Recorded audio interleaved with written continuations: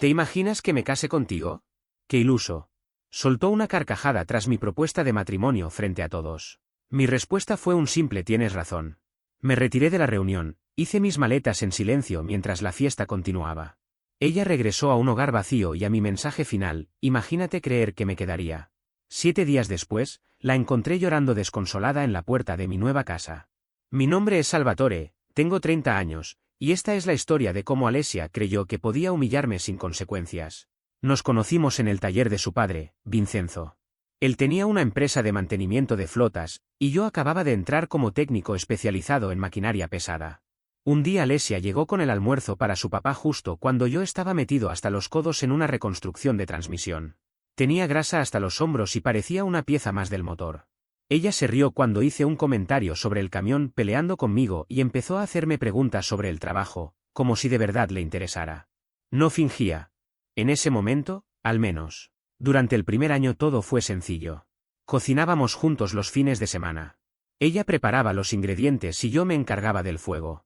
Cenábamos en el balcón viendo el atardecer.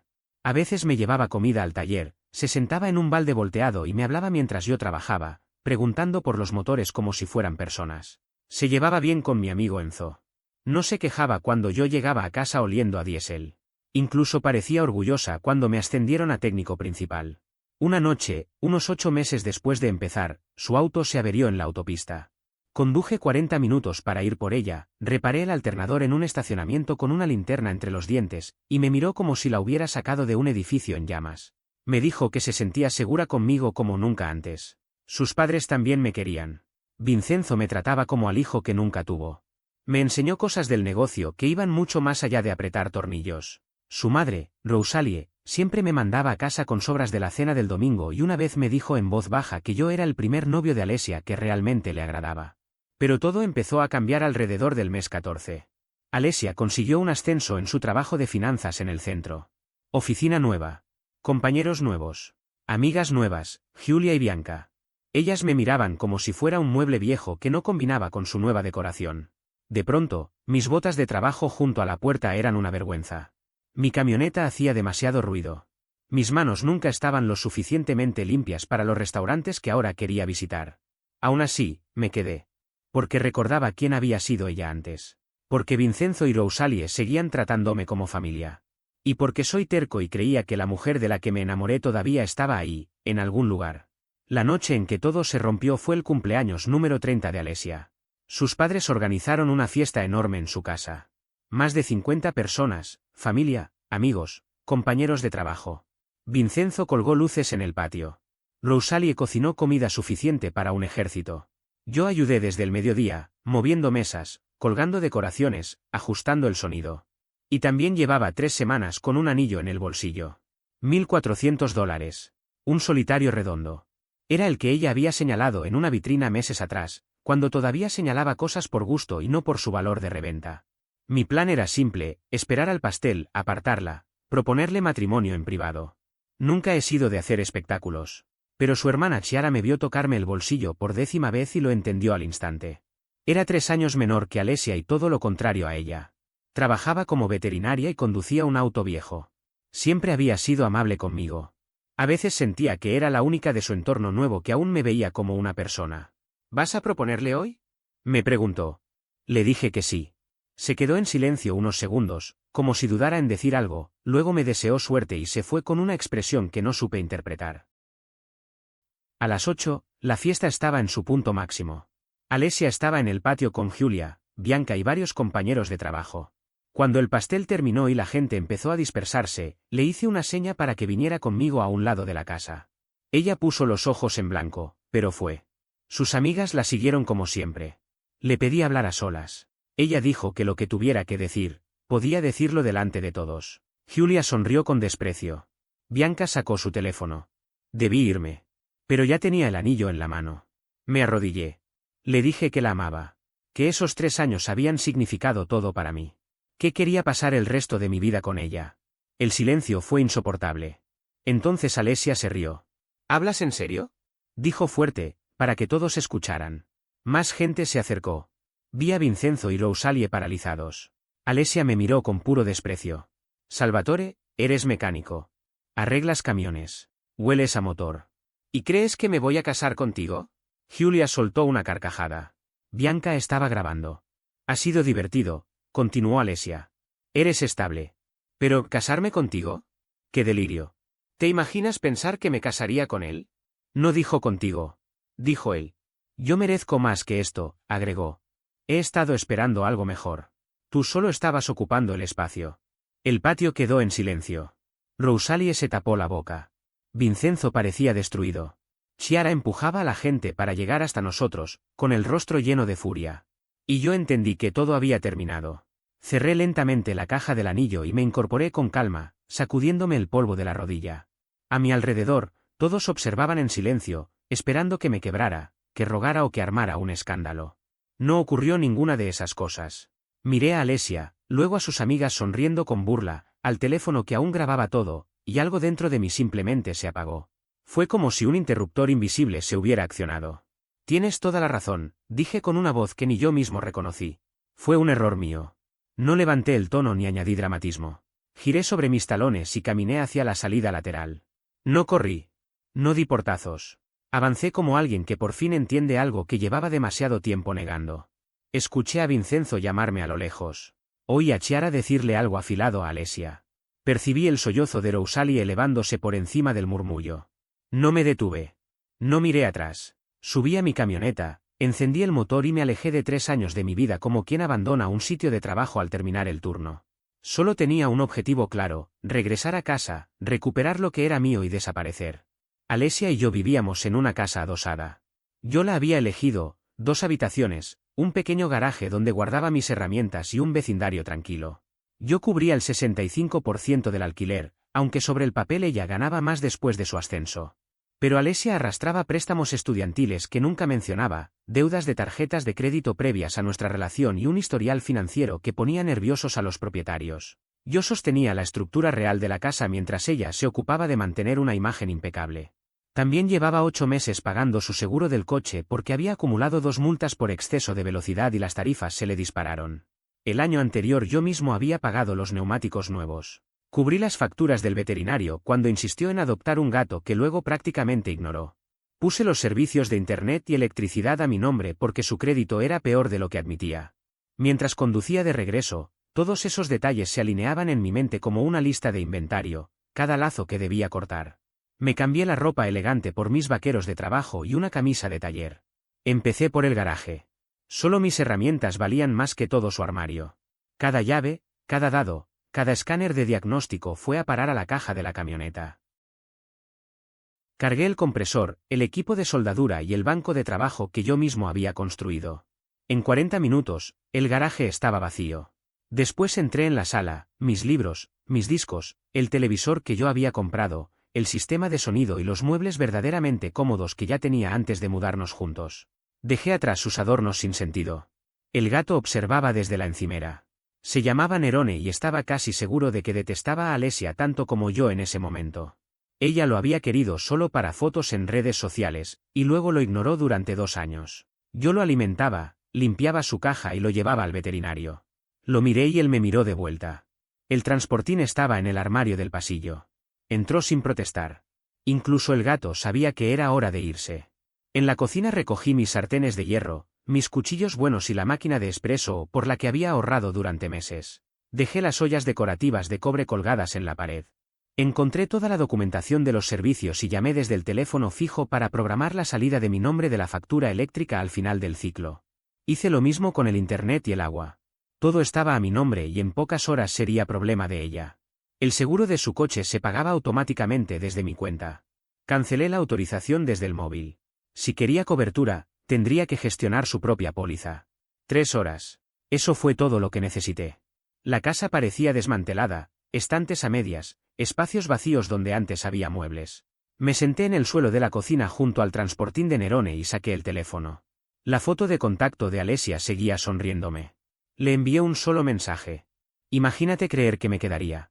Lo envié y la bloqueé en todas partes, una plataforma tras otra. Llamé a Enzo. Contestó al segundo tono.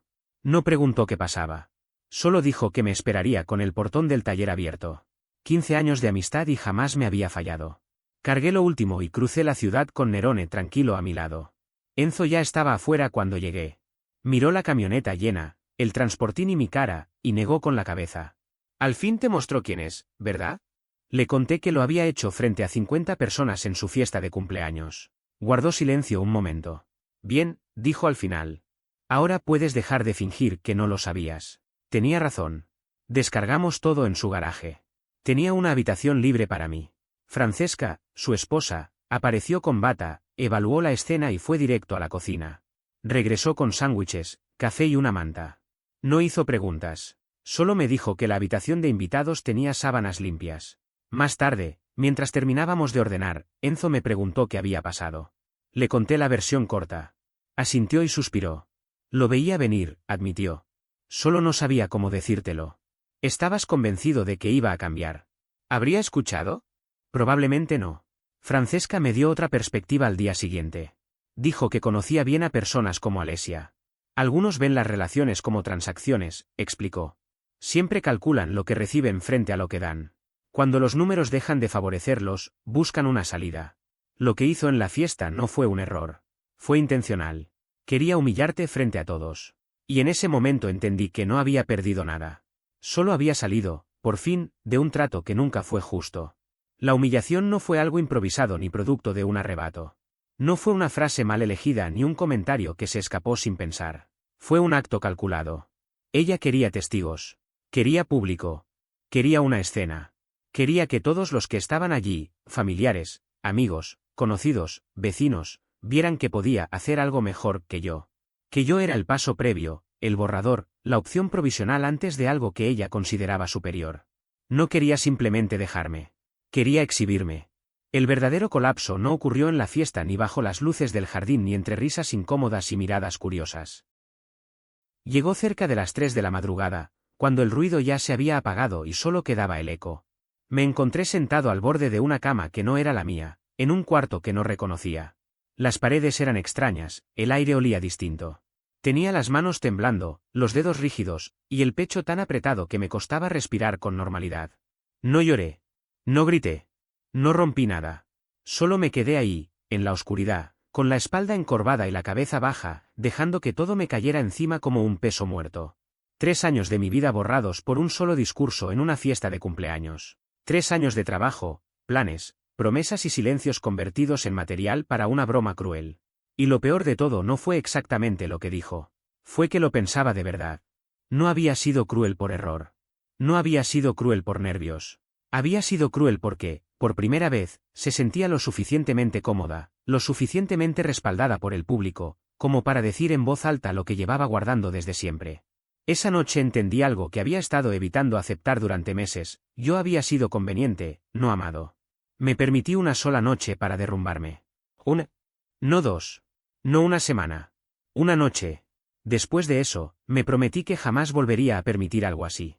No volvería a poner mi dignidad en manos de alguien que la veía como una moneda de cambio. Tomé 2 días libres en el taller. Le dije a Vincenzo que tenía una emergencia familiar. No era una mentira del todo. 1 hora después, me devolvió la llamada. Ya no hablaba como mi jefe. Hablaba como el padre de la mujer que me había destruido públicamente en su propio patio. Salvatore, no sé ni qué decirte, hijo, dijo con una voz cansada, cargada de vergüenza. Rosalie y yo no teníamos idea de que Alesia se sentía así. Estamos devastados. Le respondí con honestidad. Le dije que no era su culpa. Que yo siempre había estado agradecido por todo lo que él había hecho por mí, por enseñarme, por confiarme trabajo, por abrirme su empresa. Incluso le dije que entendería si, después de todo esto, las cosas en el taller tenían que cambiar. Hubo un silencio largo, incómodo, al otro lado de la línea. Hijo, eres el mejor técnico que tengo, dijo finalmente. Tu puesto aquí es tuyo mientras lo quieras. Lo que hizo Alesia no cambia eso. No creo que supiera lo mucho que esas palabras significaron para mí en ese momento. En medio del derrumbe, fueron una cuerda lanzada desde afuera. Esa misma tarde, Chiara me escribió. El primer mensaje fue corto. Demasiado corto. Lo siento mucho. Debí haberte advertido. Le pregunté a qué se refería. Tardó casi 1 hora en responder. Cuando lo hizo, mi teléfono vibró una y otra vez. Una avalancha de mensajes. Me contó que la semana anterior había escuchado a Alesia riéndose con Giulia y Bianca. Estaban sentadas en la cocina, tomando vino, burlándose de lo patético que iba a ser cuando yo le propusiera matrimonio. Alesia ya tenía decidido decir que no. Pero pensaba estirar la relación un poco más porque yo le resultaba útil. Útil. Chiara no sabía cómo decírmelo. Dudaba si era su lugar. La noche anterior a la fiesta, incluso había enfrentado a su propia hermana. Le preguntó directamente si me amaba o si solo me estaba usando. Alesia se rió. La llamó ingenua. Le dijo que nunca entendería porque jamás había tenido una relación real. Le dije a Chiara que no la culpaba. Que agradecía que, al menos ahora, fuera honesta conmigo. Le pedí que, si veía algo más, me lo hiciera saber. Necesitaba saber que se venía. Aceptó. Me dijo que estaba furiosa con Alesia. Que sus padres estaban destrozados. Y que, aún así, Alesia parecía no entender por qué todos estaban molestos con ella. Eso encajaba perfectamente. Siempre había sido ciega a las consecuencias. El primer intento de contacto llegó al tercer día. Número desconocido. Mensaje de voz. Lo escuché una sola vez. No sonaba arrepentida. Sonaba molesta. Salvatore, esto es ridículo. Tienes que venir por tus cosas del garaje. No voy a guardar tu basura. ¿Y por qué está programado el corte de luz? ¿Cancelaste en serio mi seguro del coche? Devuélveme la llamada. Esto es infantil. Ni una sola palabra sobre lo que había hecho. Solo problemas logísticos para ella. Bloqueé el número. Enzo tenía una teoría sobre personas como Alesia. Las llamaba ciegas a las consecuencias. Gente que no podía unir lo que hacía con lo que venía después. En su mente, ella solo había sido honesta. Todo lo demás era una injusticia del universo. Francesca tenía otra teoría. Decía que Alesia sí sabía exactamente lo que había hecho, y que ahora estaba descubriendo lo que pasaba cuando el sistema que la sostenía desaparecía. Su enojo no era confusión. Era pánico. El día 5, cortaron los servicios. Lo supe porque Chiara me escribió preguntando si sabía que se había ido la electricidad en la casa adosada. Le respondí que quizá yo había programado el corte antes de irme. Me mandó un emoji riendo. El día 6, el seguro del coche venció. Chiara se enteró cuando Alesia intentó renovar el registro del vehículo. Hubo lágrimas. Hubo una escena. Los empleados no se conmovieron. El día 7, me llamó el propietario. Alesia había presentado quejas. Le expliqué con calma que yo ya no vivía allí. Que pagaría mi parte de la penalización, pero no cubriría la suya. Me pidió que lo pusiera por escrito. Lo hice. Carta clara. Correo certificado. Desde ese momento, Alesia estaba sola. Todo lo que yo había manejado durante años ahora era problema suyo. Y, por lo que Chiara me decía, no lo estaba llevando bien. El segundo intento de contacto llegó el día 8. Otro número desconocido. Salvatore, tenemos que hablar, dijo. Ya no sonaba furiosa. Sonaba asustada. Creo que exageré en la fiesta. ¿No podemos vernos y hablar como adultos? Dejé que el silencio pesara. Tú siempre manejabas todo, continuó. No me di cuenta de cuánto dependía de eso. ¿No puedes volver? Me humillaste, respondí. Y dijiste que estabas esperando algo mejor. No lo quise decir así. Lo dijiste como si yo no fuera una persona. No respondió. Ya no es mi problema, dije, y colgué. 3 semanas después, Enzo me contó sobre Lorenzo. Chiara confirmó la relación días después. Alesia estaba publicando sin parar. Fotos, frases, declaraciones exageradas sobre su nueva vida increíble. Yo no sentí celos. Solo una extraña y tranquila certeza. Había corrido directo hacia lo que se merecía. Mientras todo eso ocurría en su mundo, yo empezaba a reconstruir el mío con una rutina sencilla y firme. Cada mañana iba al taller y luego al gimnasio, como si el cuerpo necesitara recordar que todavía estaba en control. Me estaba quedando en la habitación libre del departamento de Enzo, y, para ser honesto, era más cómoda de lo que esperaba. Francesca no tuvo ningún problema con Nerone, que ahora parecía otro gato, más tranquilo, más cariñoso, como si agradeciera que por fin alguien lo mirara más de 2 minutos seguidos. Empecé a buscar un lugar propio. Algo pequeño, funcional. Nada lujoso, solo mío. Encontré un departamento de una habitación a unos 20 minutos del taller, limpio, silencioso, con un arrendador correcto. Firmé el contrato un jueves y ese mismo fin de semana comencé la mudanza. Fue durante uno de esos viajes, cargando una caja por las escaleras de mi nuevo edificio, cuando llegó el tercer intento de contacto. Número desconocido. Esta vez no era una llamada, sino un mensaje. Salvatore, por favor, solo habla conmigo. Todos están molestos conmigo. Mis padres no dejan de mencionarlo. Chiara no me habla. Giulia dice que debería haber manejado todo de otra forma. Estoy sola aquí. La falta de conciencia que tenía Alesia era casi admirable. Incluso después de todo, seguía sin comprender que había hecho mal. En su mente no existía culpa, solo la incomodidad de que la gente estuviera enfadada con ella. No respondí. Bloqueé el número y seguí subiendo cajas. Ese fin de semana Enzo me ayudó a terminar de mudarme. Francesca apareció con un regalo de bienvenida, una sartén de hierro fundido para reemplazar la que había tenido que dejar atrás.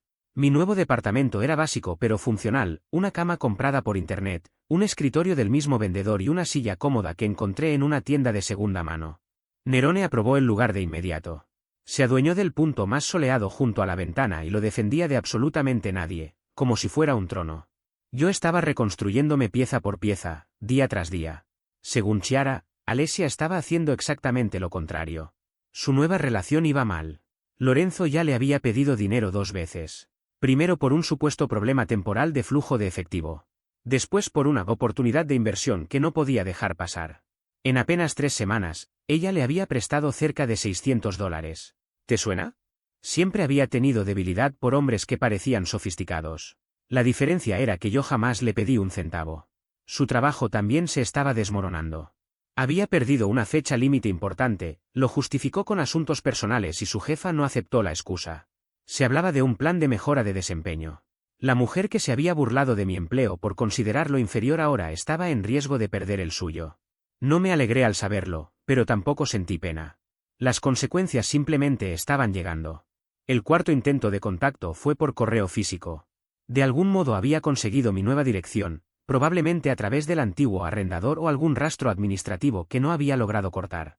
La carta tenía 4 páginas. Leí solo el primer párrafo. Hablaba de lo injusto que era todo, de cómo nadie la entendía, de cómo yo la había abandonado sin darle oportunidad de explicarse. No seguí leyendo. Sabía exactamente qué venía después, yo. Siempre víctima, nunca responsable. La trituré, le di de comer a Nerone y vi un partido con el volumen bajo. En algún punto de la ciudad, Alesia estaba cayendo en espiral. Yo, por primera vez en mucho tiempo, estaba en paz. Pasaron 8 semanas desde la fiesta. 8 semanas fue lo que tardé en sentirme otra vez yo mismo. Estable. Firme. Como si por fin estuviera parado sobre suelo sólido después de meses de caminar sobre algo que siempre estaba a punto de quebrarse. En el trabajo todo iba bien. Vincenzo me dio un pequeño aumento sin que yo lo pidiera. Me dijo que lo había ganado. Que estaba contento de que siguiera ahí. El mensaje no necesitaba palabras, sabía lo que su hija había hecho y esa era su forma de equilibrar la balanza sin tener que mencionarlo. Lo agradecí en silencio. Mi departamento empezó a sentirse como un hogar. Compré un sofá pequeño, colgué algunos cuadros, instalé una cafetera. Nerone reclamó cerca del 60% del espacio disponible, lo cual parecía justo para un gato. Volví a conectar con personas que había perdido durante los años con Alesia. Amigos del instituto, compañeros del programa de aprendizaje, gente que ella había considerado aburrida o mediocre, y que resultaron ser exactamente el tipo de personas estables que yo necesitaba. Enzo y Francesca me invitaban a cenar casi todos los domingos. Asábamos algo, veíamos el partido de turno y hablábamos de cosas normales. Nada de drama. Chiara se convirtió en una aliada inesperada. De vez en cuando me mandaba mensajes con actualizaciones, siempre aclarando que no estaba espiando, solo pensaba que yo debía saber. Y lo agradecía. Saber lo que pasaba me permitía anticipar el caos. Y el caos estaba en camino. Alesia y Lorenzo se habían mudado juntos en menos de 2 meses. Él se había instalado en el antiguo townhouse, mi antiguo townhouse, porque su contrato de alquiler había fallado y necesitaba dónde quedarse. Traducción, lo habían echado y Alesia estaba demasiado desesperada para hacer preguntas. La familia estaba preocupada. Vincenzo y Rosalie intentaron hablar con ella, pero los acusó de no apoyarla. Dijo que nunca habían aceptado a Lorenzo, que me querían demasiado y no podían ver la verdad frente a ellos. La ironía era sofocante. El dinero también empeoraba. Lorenzo la convenció de invertir en algo, criptomonedas, forex o alguna otra promesa milagrosa. Ella puso una parte importante de sus ahorros. Los rendimientos que prometieron jamás llegaron. Mientras tanto, yo hacía algo que no había hecho en años, ahorrar. No cubrir errores ajenos, no financiar la vida de otra persona. Solo guardar dinero como un adulto funcional. Me compré una camioneta mejor. Usada, pero en buen estado. Pagué en efectivo. El 5.º intento de contacto llegó en la 10ª semana. Alesia apareció en el taller. Yo estaba debajo de una excavadora de 8 drenando líquido de transmisión cuando escuché el tono de voz de Vincenzo cambiar. Me deslicé fuera de la máquina y la vi parada junto a la puerta del taller. Se veía mal. Vincenzo caminaba hacia ella, dividido entre ser su padre y ser el jefe. Yo me quedé donde estaba, cubierto de aceite y grasa, sin el menor interés en lo que fuera que venía a decir. No puedes estar aquí, le dijo él. Esto es un sitio de trabajo. Solo necesito 5 minutos, respondió ella mirando por encima de su hombro hacia mí. Salvatore, por favor. Solo 5 minutos. No me moví. Lorenzo se fue, dijo con la voz quebrada. Se llevó todo. El dinero de la cuenta, el televisor, las joyas de mi abuela. Llamé a la policía, pero dicen que es un asunto civil porque vivíamos juntos. Vincenzo se giró hacia mí, buscando mi reacción. Mantuve el rostro inmóvil mientras Alesia hablaba. No dejé que nada de lo que sentía se filtrara hacia afuera. Ni la rabia, ni el cansancio, ni esa punzada vieja que todavía intentaba asomarse. Aprendí hacía tiempo que, cuando una persona llega pidiendo algo, mostrar emociones es regalarle una ventaja. Eso suena terrible, le dije al final, con una voz plana, casi clínica, pero no entiendo qué se supone que debo hacer yo con eso. Ella bajó la mirada, apretando los dedos entre sí como si tratara de impedir que le temblaran. Su respiración era corta, irregular. Lo sé, lo arruiné todo, susurró. Vine aquí a pedir ayuda cuando ni siquiera debería estar frente a ti. Pero no tengo a nadie más. Mis amigas dejaron de responderme. Elena me bloqueó después de que le pedí dinero prestado. No me queda nadie. Estoy completamente sola. No levanté la voz ni hice ningún gesto. Tomé un trapo del banco de trabajo y me limpié las manos con calma, retirando la grasa de los dedos como si ese movimiento mecánico me ayudara a mantener el control y a no decir algo que no pudiera retirar después. Tú misma lo dijiste, respondí al fin. Dijiste que yo solo estaba ocupando un lugar mientras esperabas algo mejor. Que solo estaba manteniendo el asiento caliente hasta que apareciera alguien que consideraras de tu nivel. Y parece que eso mejor sí apareció. Lástima que no haya salido como esperabas. Sus labios comenzaron a temblar. El rostro se le quebró de inmediato, como si cada palabra le hubiera dado un golpe directo al pecho, uno detrás de otro.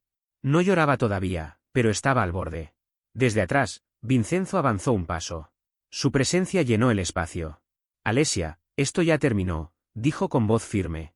Tienes que irte. Este no es el sitio para esto. No puedes venir aquí a abrir heridas que tú misma causaste. Papá, por favor, intentó decir, con la voz rota, extendiendo una mano hacia él. Pero Vincenzo negó lentamente con la cabeza. No había rabia en su expresión. Solo una tristeza cansada. Ella se quedó quieta un segundo más, como si esperara que alguien cambiara de opinión, y luego se dio la vuelta y salió sin mirar atrás. Cuando la puerta se cerró, el silencio quedó suspendido en el aire. Vincenzo se acercó a mí y apoyó una mano firme sobre mi hombro. No dijo nada. No hacía falta. Era un gesto de apoyo, de respeto, de alguien que sabía exactamente lo que acababa de pasar. Yo volví al trabajo. El fluido de transmisión no se drena solo, y las máquinas no se arreglan con emociones. Durante las semanas siguientes, lo que realmente había pasado con Lorenzo empezó a salir a la luz, pieza por pieza. La mayoría de la información llegó a través de los mensajes de Chiara, siempre directos y llenos de enlaces, y algunos comentarios sueltos de Francesca, que parecía saber más de lo que jamás decía en voz alta. Lo que descubrimos fue peor de lo que nadie había imaginado. Lorenzo no era simplemente un tipo arrogante con traje caro y sonrisa de revista. Era un estafador profesional. Su trabajo en finanzas existía, sí, pero solo lo justo para parecer legítimo. Era una fachada pulida para lo que hacía de verdad, localizar mujeres con dinero o con acceso fácil al crédito y vaciarlas sin dejar rastro. Chiara investigó por su cuenta y descubrió que había usado al menos 2 apellidos distintos en los últimos 5 años. También tenía una larga lista de demandas civiles, desalojos, deudas impagas y problemas legales en otros condados. En algunos lugares ni siquiera podía abrir cuentas bancarias a su nombre real. Alesia no fue su primera víctima. Ni siquiera la primera de ese mismo año. La supuesta inversión en criptomonedas nunca existió.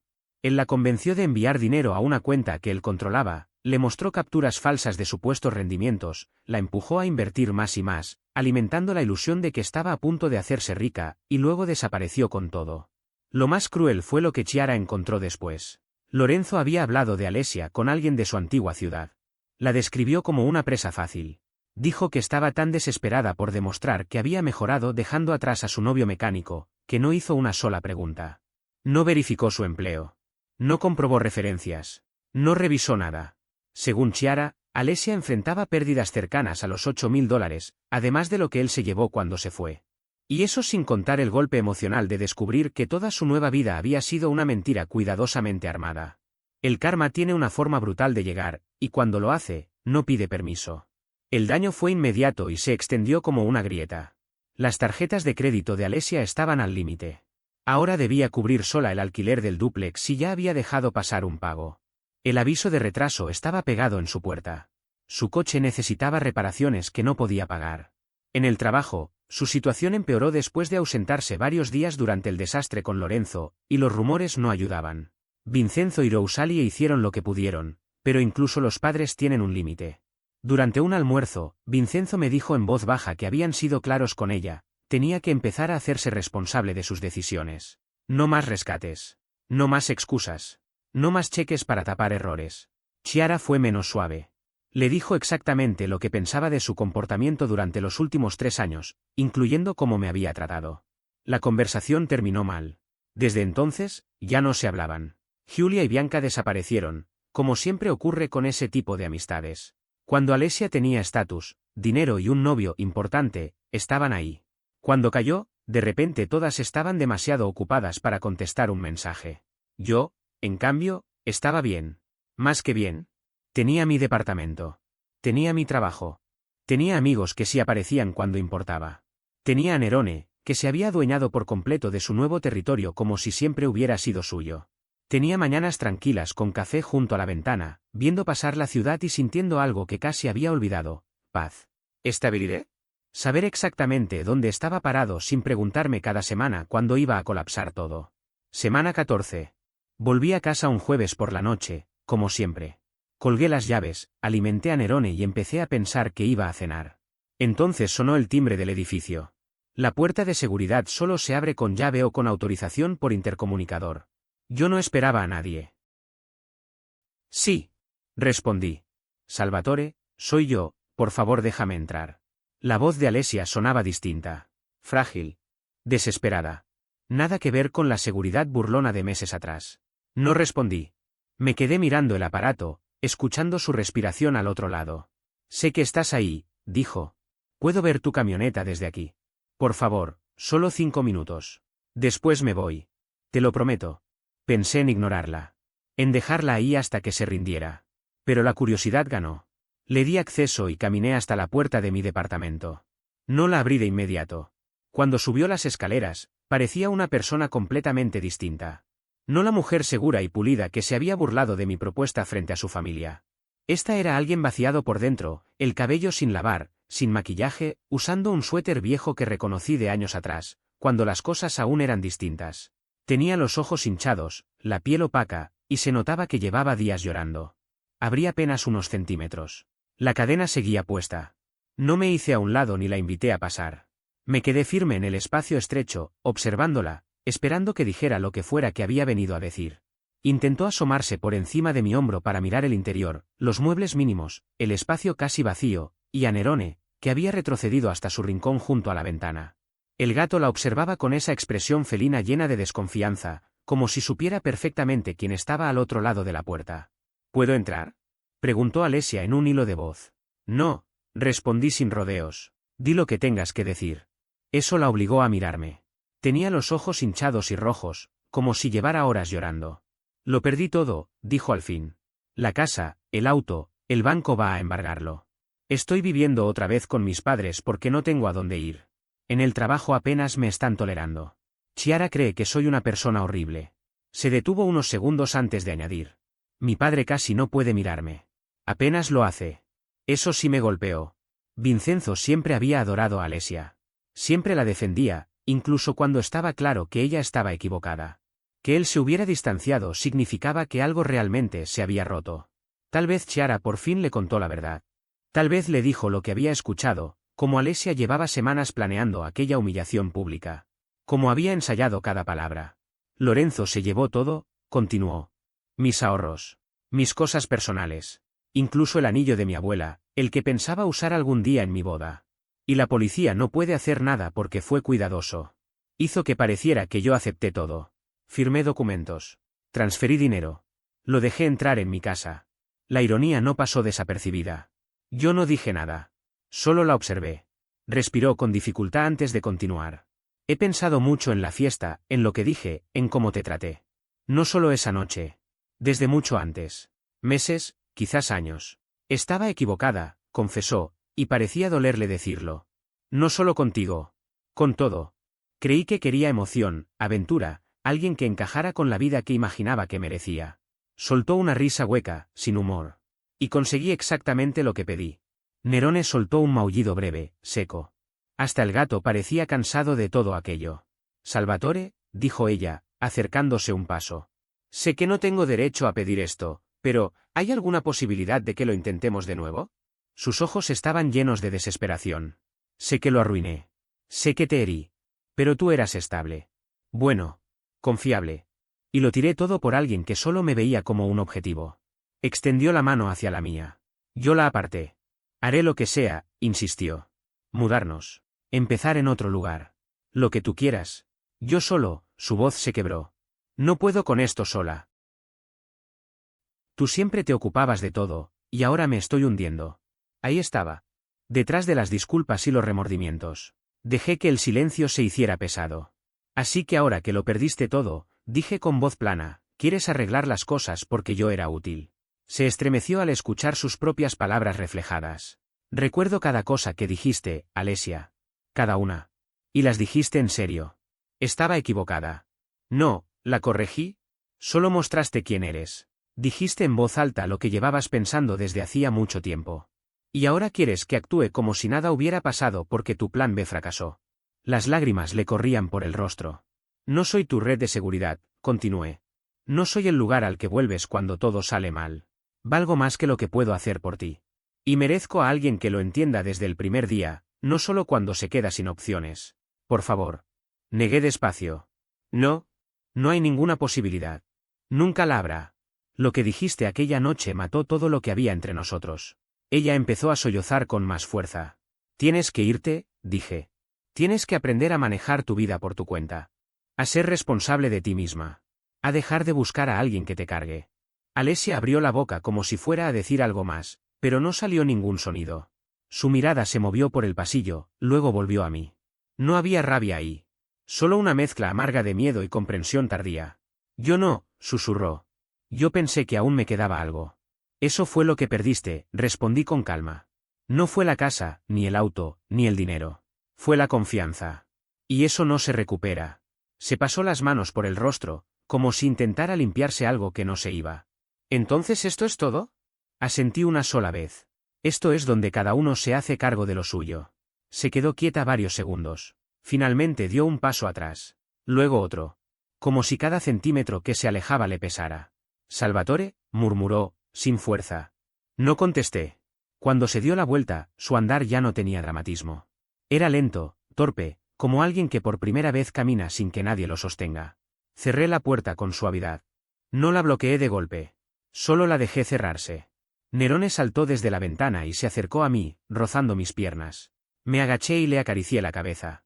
El silencio del apartamento ya no era incómodo. Era limpio. Volví a la cocina, me serví agua y me apoyé en la encimera unos segundos, respirando profundo. No sentía triunfo. Tampoco rabia. Sentía algo mucho más raro. Paz. No porque ella se hubiera ido. Sino porque yo, por fin, ya no estaba esperando que volviera.